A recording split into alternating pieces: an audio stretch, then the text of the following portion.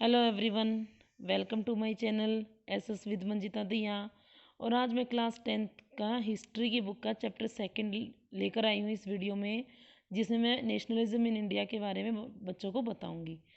अगर मेरी वीडियो पसंद आए तो इसे ज़्यादा से ज़्यादा लाइक करना, शेयर करना, सब्सक्राइब करना। और अगर कहीं भी कोई भी कमी दिखाई देती है या कुछ कमियाँ रह गई हैं तो प्लीज़ कमेंट बॉक्स में लिखकर मुझे बताना ताकि मैं उसको इम्प्रूव कर सकूँ। So now let we start guys. Nationalism in India, Bharat में राष्ट्रवाद। As you have seen, modern nationalism in Europe came to be associated with the formation of nation states. जैसा कि आप देख चुके हैं कि यूरोप में आधुनिक राष्ट्रवाद के साथ ही राष्ट्र राज्यों का भी उदय हुआ। राष्ट्रवाद जैसे नेशनलिज्म इन यूरोप हमने चैप्टर पढ़ा, यूरोप में राष्ट्रवाद।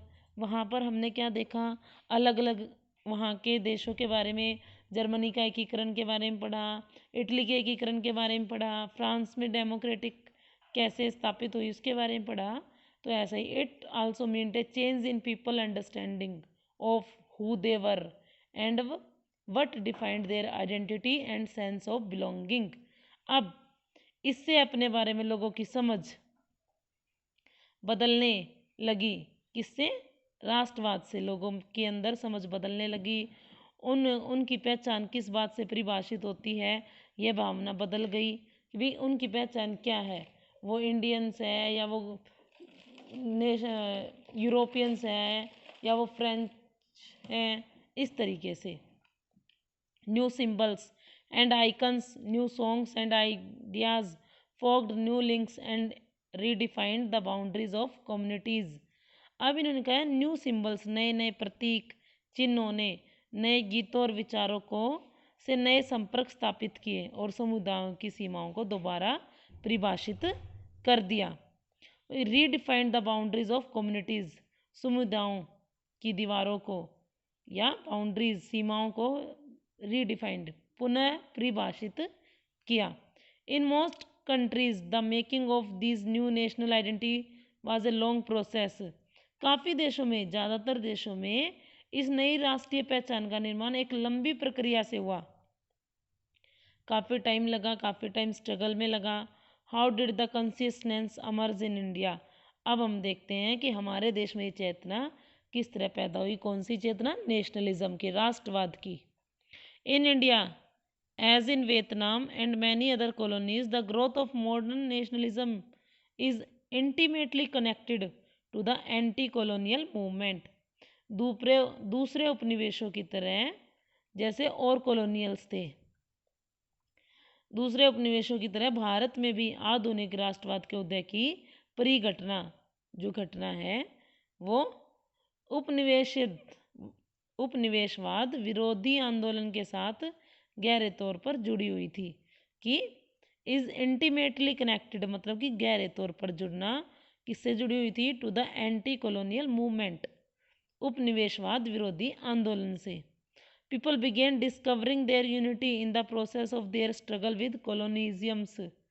उपनिवेशक शासक, कॉलोनियलिज्म्स का मतलब क्या होता है? औपनिवेशिक शासक के खिलाफ संघर्ष के दौरान लोग आपसी एकता को पहचानने लगे थे। बिगेन डिस्कवरिंग देयर यूनिटी, उनकी एकता, in the process of their struggle, किसके खिलाफ? विद कॉलोनिज्म्स के खिलाफ।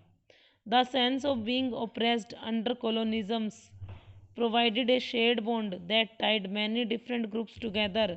और इसके दौरान जो है क्या हुआ कि जो ओप्रेस्ड वाला जो टाइम था, उत्पीड़न, शोषण, दमन, इसके साथ एक साझा भाव ने विभिन्न समूहों को एक दूसरे से बांध दिया था। आपस में लोग करीब आने लगे थे, एक दूसरे के भावनाओं से जान पहचान करने लग गए थे। But each class and group felt the fact of colonialisms differently, their experiences were varied and their notions of freedom were not always the same. लेकिन हर वर्ग और समूह पर उपनिवेशवाद का असर एक जैसा नहीं था। अलग अलग देश थे, अलग अलग देशों पर गुलामी का जो था असर वो भी अलग अलग था।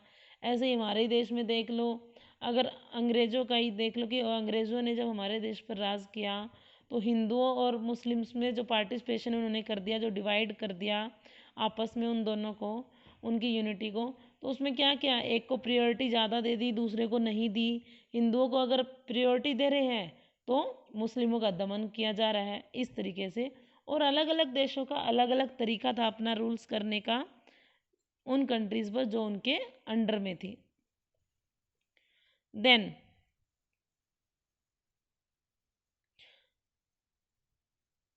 Each class and group felt the effect of colonialism differently. हर वर्ग और समूह पर उपनिवेशवाद का असर एक जैसा नहीं था। देयर एक्सपीरियंसेस वर वेरिड, उनके अनुभव भी अलग थे। And their notions of freedom were not always the same, और स्वतंत्रता के मायने भी भिन्न भिन्न थे।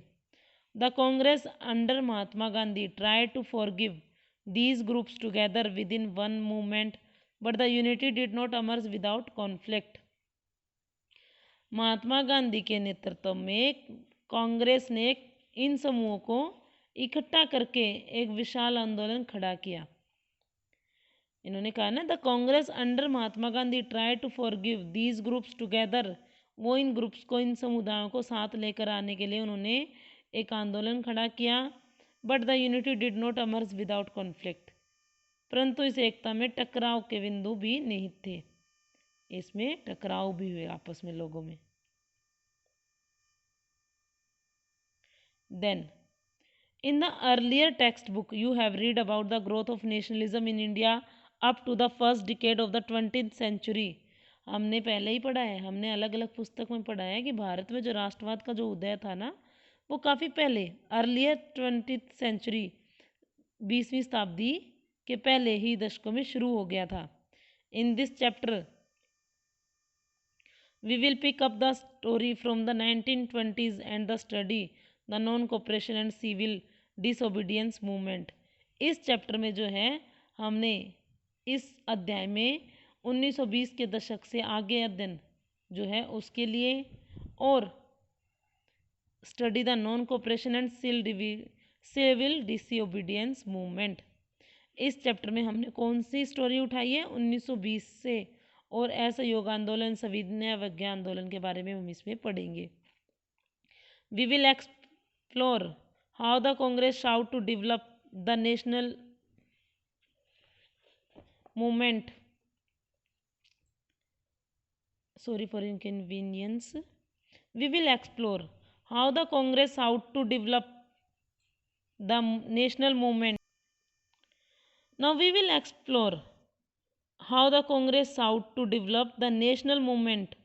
अब जो है हम इसमें देखेंगे कि कांग्रेस ने राष्ट्रीय आंदोलन को विकसित करने के लिए किस तरह के प्रयास किए।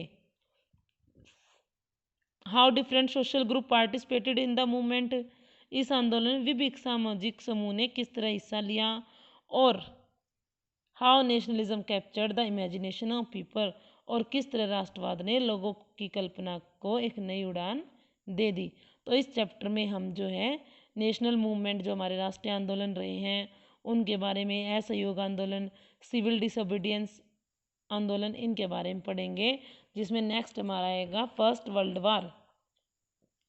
अब फर्स्ट वर्ल्ड वार, खिलाफत एंड नॉन कोऑपरेशन, जो फर्स्ट टॉपिक है हमारा वो क्या है, फर्स्ट वर्ल्ड वार।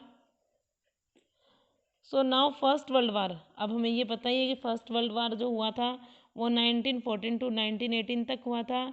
डिक्लेरेशन 28 जुलाई 1914 को हो चुकी थी, जिसके बाद आउटब्रस्ट जो था ये वार वो 4 अगस्त 1914 को हुआ था। और इसमें जो है एलीड पावर जो हमारी थी वो वॉन हुई थी, उन्होंने इस युद्ध को जीता था, वो पावरफुल के रूप में आगे आई थी। ग्रेट ब्रिटेन था, फ्रांस था, जापान था, ये सभी। और जो सेंट्रल पावर थी, Austria, Hungary, Germany, Ottoman empire, ये सभी हार गए थे। सो in this year after 1919 we see the national movement spreading to the new areas, incorporating new social groups and developing new mode of struggles. How do we understand these development, what implication did they have? कि 1919 के बाद के सालों में हम देखते हैं कि राष्ट्रीय आंदोलन नए इलाकों तक फैल गया था, काफ़ी इलाकों तक फैल गया था। उसमें नए सामाजिक समूह शामिल हो गए थे और संघर्ष की नई पद्धतियाँ सामने आ रही थी। इन बदलावों को हम कैसे समझेंगे, इसके क्या परिणाम हुए, ये सब चीज़ें हम इसमें पढ़ेंगे। तो आज की वीडियो जो है इतनी, ये वाली वीडियो इतनी ही रहेगी। अब इससे आगे वाली वीडियो में नेक्स्ट आपको टॉपिक जो है फर्स्ट वर्ल्ड वार या idea of satyagraha next video में नेक्स्ट डे मिलेंगे। ओके, तब तक के लिए good bye, have a nice day. अगर वीडियो अच्छी लगे तो please like, share and subscribe. Okay, good bye.